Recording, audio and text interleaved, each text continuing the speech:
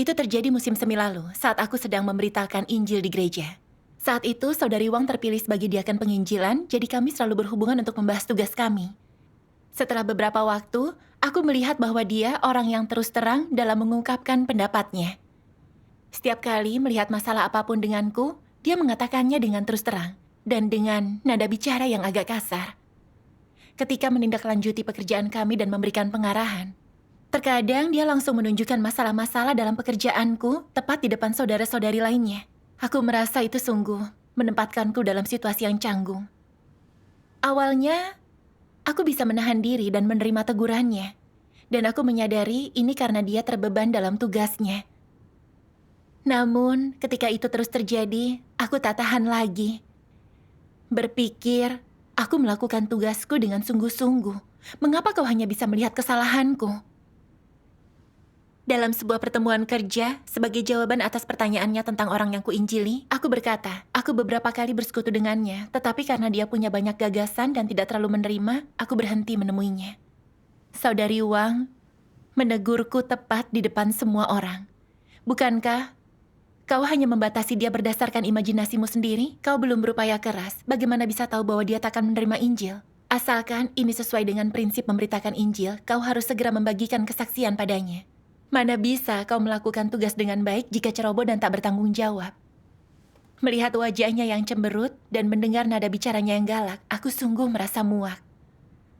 Aku sangat dipermalukan dengan semua saudara-saudari di sana yang melihatku. Dan aku tahu bahwa aku salah. Tetapi apakah dia sungguh harus mengkritikku di depan semua orang? Bukankah mereka semua akan berpikir bahwa aku tidak bertanggung jawab, bahwa aku tidak terbeban? Mereka semua sangat menghormati diriku. Tetapi hanya karena aku membiarkan satu orang lolos, dia merusak reputasiku, sungguh mempermalukanku. Aku tidak tahu bagaimana aku bisa menghadapi saudara-saudari lainnya setelah itu. Dalam upaya untuk membela diri, aku mengatakan beberapa hal.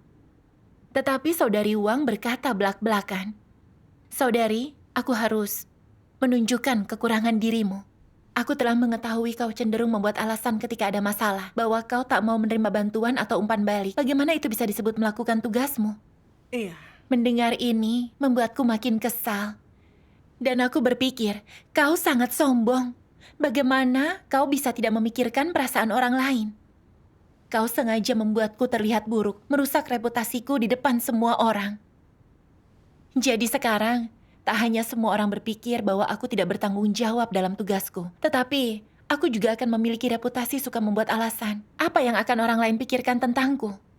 Siapa yang bisa mempercayaiku setelah ini, yang memiliki kesan baik tentangku? Wajahku memerah dan aku merasa marah diperlakukan tidak adil.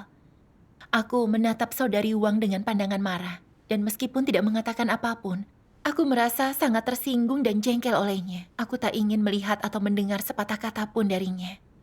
Aku memendam kekesalan terhadap Saudari Wang setelah itu. Aku tidak mau mendengar apapun yang dia katakan atau melihat wajahnya. Setiap dia mencoba berdiskusi masalah pekerjaan denganku, aku hanya akan tetap diam. Ketika sungguh tak punya pilihan, aku dengan enggan memberinya jawaban asal-asalan. Aku bersikap menentang dan melawan ketika dia menunjukkan masalah apapun dalam tugasku. Aku diam-diam menantang. Terkadang dalam pertemuan bersama orang lain, aku berupaya menyingkapkan kerusakan Saudari Wang dengan kedok membagikan persekutuan tentang pengalamanku. Agar semua orang akan melihatnya sebagai orang yang congkak dan tidak terlalu menghormatinya lagi. Aku berharap semua orang akan mengeroyoknya untuk mengkritik dan menanganinya, sehingga dia bisa selalu merasa dipermalukan, karena berani menyinggung dan membuatku terlihat sangat buruk di depan semua orang. Akibat perbuatanku, beberapa saudara-saudari jadi sungguh berprasangka terhadap Saudari Wang, dan tidak lagi ingin mencarinya ketika mereka menghadapi kesulitan dalam tugas. Mereka mulai mengasingkan dirinya. Melihat hal ini membuatku merasa sedikit gelisah dan juga bersalah. Aku merasa bahwa meskipun bersikap terus terang, tetapi dia sungguh bertanggung jawab dalam tugasnya. Dan upayaku menarik semua orang ke pihakku untuk mengucilkan dan menghindarinya tidak ada untungnya untuk pekerjaan kami. Namun saat teringat bagaimana dia secara terbuka menegurku, aku jadi terpaku dan tidak mampu melepaskan penghalang di hatiku. Kemudian, melihat bagaimana aku mengasingkannya, Saudari Wang berhenti bersekutu denganku. Dan ketika kami berbicara, dia selalu berusaha untuk mengetahui apa yang kupikirkan. Itu benar-benar membuatku canggung. Ini membebani hati nuraniku. Dan aku bertanya-tanya apakah aku sudah bertindak terlalu jauh. Apakah aku mungkin sungguh menyakitinya dengan cara itu?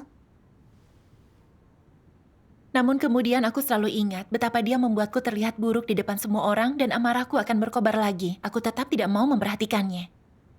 Jadi, aku mendapati diriku dalam kegelapan dan tak tahu harus berkata apa kepada Tuhan dan melihat kinerja dalam tugasku makin menurun. Suatu hari, seorang pemimpin menyurati tim kami, meminta untuk menulis evaluasi terhadap Saudari Wang. Aku tahu dalam hatiku bahwa evaluasi harus adil dan objektif. Tetapi aku masih menyimpan dendam terhadap dirinya, jadi aku menuliskan semua keluhan dan prasangkaku tentang dirinya. Mengatakan dia tidak memiliki kasih, perkataan dan perbuatannya tidak membangun orang, dan dia suka menyakiti orang. Kupikir setelah membaca evaluasi tersebut, pemimpin mungkin akan berbicara dengannya, agar dia dapat mengalami bagaimana rasanya dipermalukan. Atau mungkin dia akan diberhentikan, dan itu membuat kami tak perlu berhubungan lagi. Namun setelah menuliskan evaluasi tersebut, ada rasa gelisah yang menggangguku. Hati nuraniku merasa tertuduh. Aku teringat kembali berbagai macam hal yang selama ini dilakukan Saudari Wang dalam tugasnya. Dan teringat betapa dia sangat mampu melakukan pekerjaan nyata dan bertanggung jawab dalam tugasnya. Pekerjaan penginjilan gereja menjadi jauh lebih berhasil sejak dia menjadi diakan. Tetapi aku baru saja mengabaikan hal-hal itu dalam evaluasiku. Itu sama sekali tidak adil baginya. Makin aku memikirkannya, makin aku merasa buruk. Jadi aku datang ke hadapan Tuhan dalam doa. Ya Tuhan, hatiku diliputi kegelapan dan rasa sakit. Aku tahu apa yang sedang kulakukan salah. Tetapi aku tak mampu memperlakukan Saudari Wang dengan baik. Pelajaran apa yang perlu kupelajari? Tuhan, cerahkan dan bimbinglah aku untuk mengenali kekurangan dan kerusakanku, sehingga aku bisa keluar dari keadaan yang salah ini. Amin. Setelah berdoa, aku membaca firman Tuhan ini. Di dalam kehidupanmu sehari-hari, dalam situasi apakah, dan dalam berapa banyak situasi engkau semua takut akan Tuhan?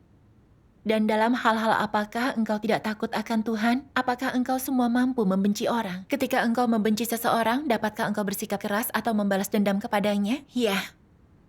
Jika demikian, engkau semua sangat menakutkan. Engkau semua bukanlah orang yang takut akan Tuhan. Kenyataan bahwa engkau dapat melakukan hal-hal semacam itu berarti watakmu itu sangat keji sampai ke tingkat yang sangat serius. Mampukah engkau memikirkan berbagai cara untuk menghukum orang? Karena mereka tidak engkau sukai dan tidak cocok denganmu. Pernahkah engkau semua melakukan hal semacam itu? Berapa banyak dari hal itu yang telah engkau lakukan? Bukankah engkau selalu meremehkan orang secara tak langsung, berkomentar pedas dan bersikap sarkastis terhadap mereka? Iya. Dalam keadaan apakah engkau semua saat melakukan hal-hal semacam itu? Pada saat itu, engkau melampiaskannya dan merasa senang. Engkau merasa mengendalikan keadaan. Namun setelah itu, engkau berpikir, aku telah melakukan hal yang tercela. Aku tak takut akan Tuhan dan aku telah berlaku secara tidak adil. Apakah engkau merasa bersalah? Ya. Meskipun engkau semua tidak takut akan Tuhan, setidaknya engkau memiliki sedikit perasaan hati nurani. Jadi apakah engkau masih mampu untuk melakukan hal semacam ini lagi? Bolehkah engkau memikirkan cara menyerang dan balas dendam kepada orang lain? Menyusahkan mereka dan menunjukkan kepada mereka siapa yang memegang kendali setiap kali engkau membenci mereka dan gagal untuk hidup rukun dengan mereka? Atau setiap kali mereka tidak mendengarkanmu? Akankah engkau berkata, jika kau tak lakukan yang kuinginkan, aku akan mencari kesempatan untuk menghukummu tanpa ada yang tahu tentang hal itu? Tetapi aku akan membuatmu tunduk di hadapanku, akan kutunjukkan kekuatanku. Setelah itu tak seorang pun yang akan berani cari gara-gara denganku. Katakan kepadaku, kemanusiaan macam apa yang dimiliki orang seperti itu? Dalam hal kemanusiaan mereka, orang itu jahat, diukur berdasarkan kebenaran, orang itu tidak menghormati Tuhan. Amin. Membaca bagian ini dalam firman Tuhan sungguh menyentuh hatiku. Mengingat kembali waktu itu, aku selalu berprasangka terhadap Saudari Wang karena dia dengan terus terang menyebutkan kesalahanku di depan orang lain. Aku merasa dia selalu mempermalukanku, di mana citra yang orang lain miliki tentang diriku akan rusak. Sejak saat itu aku mudah marah dan menentang pada apapun yang dia katakan, dan aku penuh dengan keluhan tentang dia. Aku bahkan menyampaikan keluhan dan prasangkaku dalam pertemuan. Aku menggunakan proses evaluasi untuk balas dendam pribadi, bukannya menilai secara adil kelebihan dan kelemahannya. Aku hanya menuliskan semua prasangka dan keluhanku. Berharap pemimpin akan memberhentikannya, atau setidaknya memangkas dan menanganinya. Membuatnya terlihat buruk, itu untuk melampiaskan sebagian kemarahanku. Aku menyimpan dendam terhadapnya, dan mengkritiknya untuk balas dendam karena dia telah menyinggung martabatku. Aku ingin menunjukkan kekuatanku agar kelak dia tak berani menantangku. Aku membuat diriku sama sekali tak terkendali. Aku sedang menyingkapkan watak yang jahat. Iya benar. Iya. Aku hidup menurut watakku yang jahat, melakukan apapun yang kuinginkan, tanpa sedikit pun rasa hormat kepada Tuhan. Aku menyadari ketika saudari Wang menyingkapkan kesalahan dan kekuranganku dalam tugas. Itu adalah tanggung jawabnya terhadap pekerjaan rumah Tuhan, dan dialah yang membantuku mengenal diriku sendiri. Namun, aku melawan dan mengucilkannya. Tak hanya menyakiti dan membatasi kemajuannya, tetapi juga memengaruhi beberapa saudara-saudari lainnya untuk meremehkan pekerjaannya. Itu berdampak serius pada pekerjaan penginjilan kami. Bukankah itu berarti aku sedang menghambat pekerjaan rumah Tuhan? Aku sangat hina dan jahat. Kemudian aku membaca bagian firman Tuhan ini. Biar aku yang baca. Baiklah. Orang-orang berpikir seperti ini. Jika engkau tidak bersikap baik, aku tak akan bersikap adil. Jika engkau bersikap kasar, aku juga akan bersikap kasar. Jika engkau tak memperlakukanku dengan hormat, untuk apa aku memperlakukanmu dengan hormat? Pemikiran macam apakah ini? Bukankah itu adalah cara berpikir yang penuh dendam? Dalam pandangan orang biasa, bukankah jenis sudut pandang ini tidak layak? Mata ganti mata dan gigi ganti gigi. Rasakan perbuatanmu sendiri. Hal-hal ini masuk akal bagi orang-orang tidak percaya dan sepenuhnya sesuai dengan gagasan manusia. Namun sebagai orang yang percaya kepada Tuhan, sebagai orang yang berusaha memahami kebenaran dan mencari perubahan dalam watak, apakah engkau menganggap hal ini benar atau salah? Apa yang harus kau lakukan untuk membedakannya? Berasal dari manakah hal-hal seperti itu? Semua itu berasal dari natur jahat iblis. Semua itu mengandung racun dan mengandung wajah iblis yang penuh kejahatan dan keburukan. Juga mengandung esensi inti dari natur iblis. Apa natur dari sudut pandang, pemikiran, ungkapan, ucapan, dan bahkan tindakan yang mengandung esensi dari natur itu? Bukankah semua itu berasal dari iblis? Bukankah aspek-aspek iblis ini sejalan dengan manusia? Apakah itu semua sejalan dengan kebenaran atau dengan kenyataan kebenaran? Bolehkah para pengikut Tuhan bertindak seperti ini? Bolehkah mereka berpikir dan memandang segala sesuatu dengan cara seperti ini? Tidak. Amin. Aku akan membacakan bagian lainnya. Baiklah. Tuntutan untukmu pada zaman sekarang untuk bekerja sama secara selaras adalah serupa dengan pelayanan yang Yahweh kehendaki dari orang Israel. Jika tidak, berhenti sajalah melakukan pelayanan. Setiap orang dari antaramu yang melayani Tuhan harus mampu membela kepentingan gereja dalam segala hal yang engkau lakukan. Alih-alih hanya mempertimbangkan kepentinganmu sendiri, tak dapat diterima. Untuk bertindak sendiri dan saling melemahkan. Orang yang berperilaku seperti itu tidak layak untuk melayani Tuhan. Orang-orang semacam itu memiliki watak yang sangat buruk. Tak ada kemanusiaan dalam diri mereka. Mereka 100% iblis, mereka binatang buas. Sekarang pun hal-hal seperti itu masih terjadi di antara engkau semua. Engkau bahkan saling menyerang selama persekutuan dengan sengaja mencari dalih, dan wajahmu menjadi merah saat berdebat perkara sepele. Tak seorang pun bersedia untuk mengalah.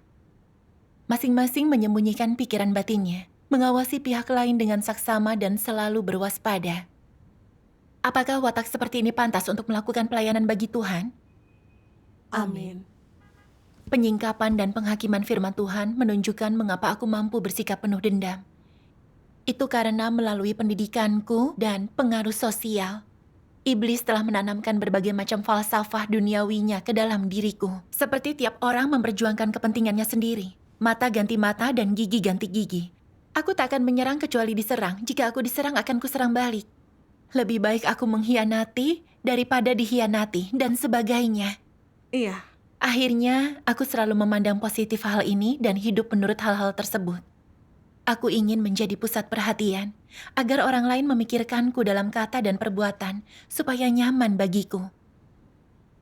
Aku tidak ingin orang lain bersikap jujur, memberiku umpan balik yang akurat. Dan terutama aku tidak ingin mereka menyingkapkan kerusakanku. Saat seseorang melanggar kepentinganku, aku akan berubah menjadi musuh. Mengkritik dan membalas dendam dengan motif tersembunyi.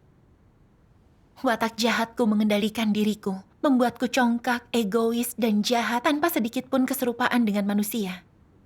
Itu memuakan bagi Tuhan dan menjijikan bagi orang lain. Tuhan menuntut agar kita hidup rukun dengan saudara-saudari dalam keharmonisan. Itu berarti aku harus memelihara hati yang takut akan Tuhan, menjadikan firman Tuhan sebagai standar perilakuku, dan mengutamakan kepentingan rumah Tuhan. Tanpa mempertimbangkan keuntungan atau kerugian pribadi, hanya dengan begitu kita sehati sepikir melakukan tugas dengan baik. Iya benar. Namun aku hidup menurut racun iblis dan selalu ingin melindungi reputasiku. Aku tahu aku asal-asalan dalam tugasku, tetapi tidak mampu menoleransi orang yang menyatakan hal itu. Aku menganggap bantuan dan petunjuk saudari Wang sebagai sesuatu yang memalukan bagiku. Bukan saja menolak merenungi diri, tetapi juga muak padanya dan balas dendam.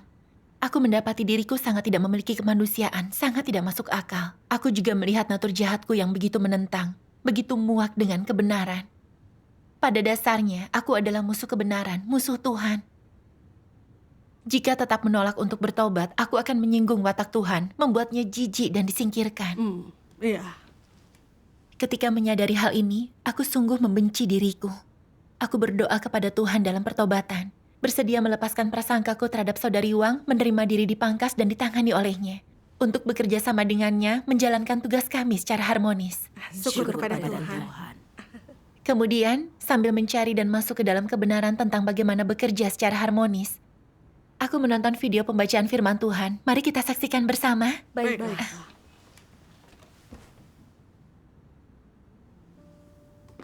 Tuhan yang Maha Kuasa berkata, kasih dan kebencian adalah hal-hal yang seharusnya dimiliki oleh manusia normal, tetapi engkau harus membedakan dengan jelas antara apa yang kau kasihi dan apa yang kau benci. Dalam hatimu, engkau harus mengasihi Tuhan, mencintai kebenaran, mencintai hal-hal positif, dan mengasihi saudara-saudarimu. Sebaliknya, engkau harus membenci iblis si setan, membenci hal-hal negatif, membenci antikristus, dan membenci orang jahat. Jika engkau memendam kebencian terhadap saudara-saudarimu, engkau akan cenderung menekan mereka dan membalas dendam kepada mereka. Ini akan sangat menakutkan. Beberapa orang hanya memikirkan kebencian dan gagasan yang jahat.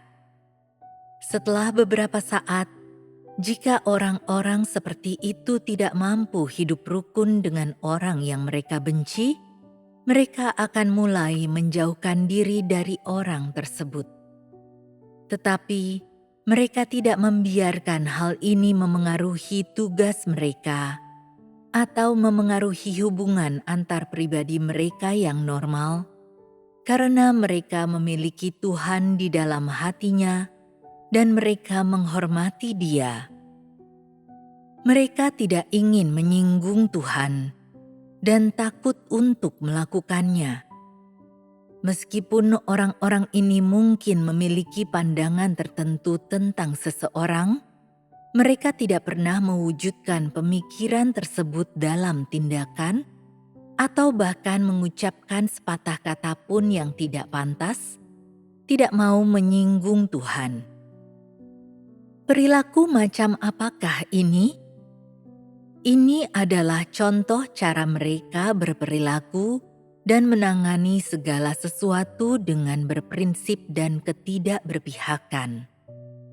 Engkau mungkin tidak cocok dengan kepribadian seseorang, engkau mungkin tidak menyukainya, tetapi ketika engkau bekerja sama dengannya, engkau tetap bersikap netral dan tidak mau melampiaskan kefrustrasianmu dalam melakukan tugasmu, mengorbankan tugasmu, atau melampiaskan kefrustrasianmu pada kepentingan keluarga Tuhan. Engkau mampu melakukan segala sesuatu sesuai dengan prinsip. Dengan demikian, engkau memiliki rasa hormat kepada Tuhan. Jika engkau memiliki sedikit lebih banyak dari itu, saat engkau melihat seseorang memiliki beberapa kekurangan atau kelemahan, bahkan jika dia telah menyinggungmu atau mengganggu kepentinganmu sendiri, engkau tetap memiliki hati yang rela untuk membantu orang itu. Melakukan seperti itu akan jauh lebih baik. Itu berarti engkau adalah orang yang memiliki kemanusiaan, kenyataan kebenaran, dan rasa hormat kepada Tuhan. Jika engkau tidak dapat mencapai ini dengan tingkat pertumbuhanmu yang sekarang, tetapi engkau dapat melakukan segala sesuatu, berperilaku dan memperlakukan orang-orang sesuai dengan prinsip, ini juga dianggap sebagai takut akan Tuhan. Ini adalah hal yang paling mendasar. Amin. Tuhan menuntut agar kita dapat membedakan antara kasih dan kebencian dan memperlakukan orang lain dengan prinsip. Jika orang lain itu adalah orang jahat atau antikristus, kita harus menyingkapkan dan menolak mereka tanpa belas kasihan. Iya. Jika orang lain itu seseorang yang mencintai kebenaran, sekalipun mereka memiliki sedikit kecongkakan, kekurangan, dan kelemahan, kita harus meluruskan motif kita dan memperlakukan mereka dengan toleransi dan kasih. Iya. Benar. Memikirkan tentang saudari Wang, meskipun dia sungguh lugas dan terus terang, yang mana sangat sulit kuterima pada saat itu, memikirkannya kembali setelah terjadi, aku menyadari dia benar. Dia menunjukkan kegagalanku yang belum pernah kulihat. Meskipun itu menyinggung harga diriku, menjengkelkan dan menyakitkan, Tuhan memakai situasi seperti itu untuk menangani kesombonganku. Melalui saudari Wang yang menangani dan mengawasi tugasku, dia mendorongku untuk lebih tulus dan praktis dalam tugasku. Itu akan dapat memperbaiki kegagalanku dalam tugas. Ini sebenarnya anugerah bagiku. Iya, benar. Iya. Jika tak ada bantuan dari orang lain, aku tak akan membuat kemajuan apapun dalam jalan masuk kehidupanku atau dalam tugasku. Saudari Wang tidak takut menyinggungku. Tetapi justru dengan terus terang menunjukkan kekuranganku, ini adalah rasa keadilan dan itu dilakukan karena kasih dan dukungan untukku. Dia juga memperlakukan tugasnya dengan terbeban dan dia melakukan pekerjaan nyata. Namun aku membalas dendam terhadapnya, aku bahkan hampir tidak manusiawi. Kemudian ada video pembacaan firman Tuhan lainnya yang kutonton. Mari kita saksikan bersama. Baiklah. Tuhan Yang Maha Kuasa berkata, "Jangan selalu berfokus pada kesalahan orang lain, tetapi sering-seringlah merenungkan dirimu sendiri, dan setelah itu bersikaplah proaktif dalam mengakui kepada orang lain apa yang telah kau lakukan yang mengganggu atau merugikan mereka.